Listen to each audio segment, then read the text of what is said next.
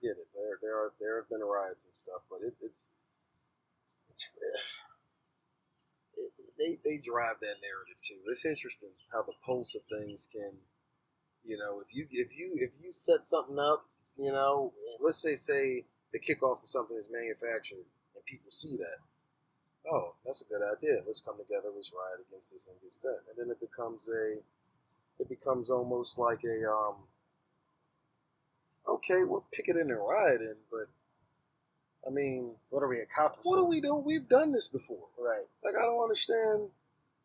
We've seen how this story. I mean, yep. It's like they know how to just keep you busy with stuff. Right. Different groups, different, and keep you angry. Keep yeah. Keep your energy off. They don't even care if you're angry at them as long as it keeps the separation. What is life without choices, though? We are the free republic and freedom of thought. This ain't Russia or China. You know what I mean? No, of course it's not. Where in China and Russia, you're gonna live here on this piece of land. But I think I own the house. But I think that's what James is getting to too. Is yes, we need to exercise that choice more than ever because the propaganda and the narrative control is really pushing a certain. You know what I'm talking about. They want everybody to get the vaccine. That's just one example. So that's what I'm saying. That's just one example. But they will push. They push whatever their agenda is.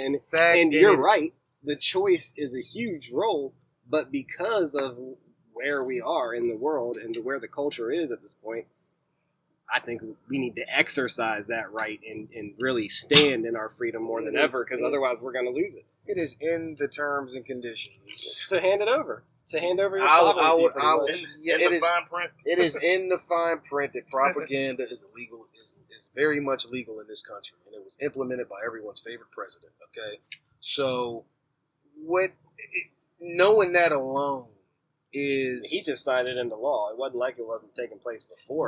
Very true, but that's what I'm saying. People, it just became legal to do it. That's even to me. That's even more. That's official. It's officially telling you that they can do. Right. Bullshit you. Right. And then then you wonder when people are like, wait a second, nah, bro, I'm good.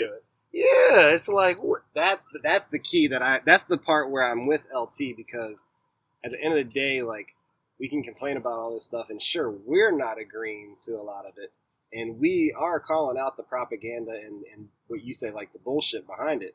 But at the end of the day, like, the reason this whole thing exists is because monster is allowed to perpetuate is because the collective continues to agree and go along with this shit.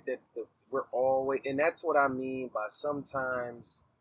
That's when I come back to that G, when I'm like, look, man, I see some change. Yeah, people are waking up, but now it's different. People are waking up, but people are waking up and saying, well, I don't know what we can do about it. So this is, hey, yeah, because we are a lot of people, you know. I mean, I don't even know how else to say it. It's like look at what all of 2020 was just like. I'm with you, literally man. did all that. I'm with you in that I don't understand how somebody could get the vaccine.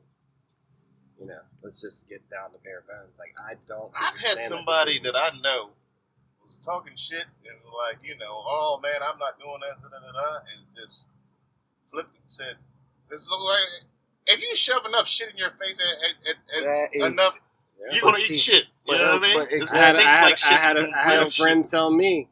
LT. I finally gave in and got it. Exactly. You gave, the way you said that. And that is why it is being pushed the way that it's pushed. That tells there's a science to this stuff. There's a psychology to this stuff. This stuff has been studied since the last time they was using humans as lab rats to get information and to figure out how people which wasn't that long ago. Exactly. It's been going. It never has. Exactly. Stopped. So it's done for a reason. It's a reason why they've definitely kicked it up to a whole nother notch with this one. Yes. Because that should also tell you it's something on the other side of this. It's for a reason, though. Right.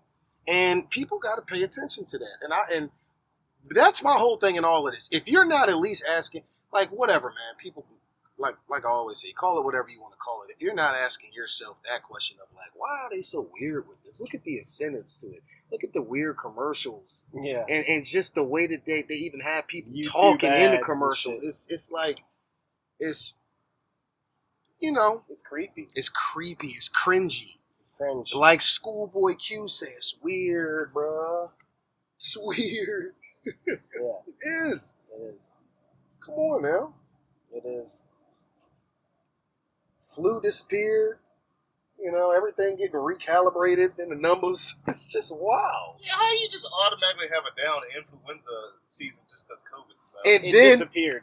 But here's the thing. It disappeared. When there was some places people ask that. Cases and stuff, people virtually people will ask that question on social media. You will look at the comments, and like I said, it's almost as if they have a perfect way of creating the cognitive dissonance that goes into the other side of it. But this is, I mean, how are you going to say that the flu cases are down because we're wearing masks? That's what I mean. But COVID was rampant. Look at how at how simple of look at how simple of a response. That's almost as dumb as you trying to calculate your louder golf score. Hey now. I do that to throw y'all off. Y'all know good. Well, I smashed him too, yo.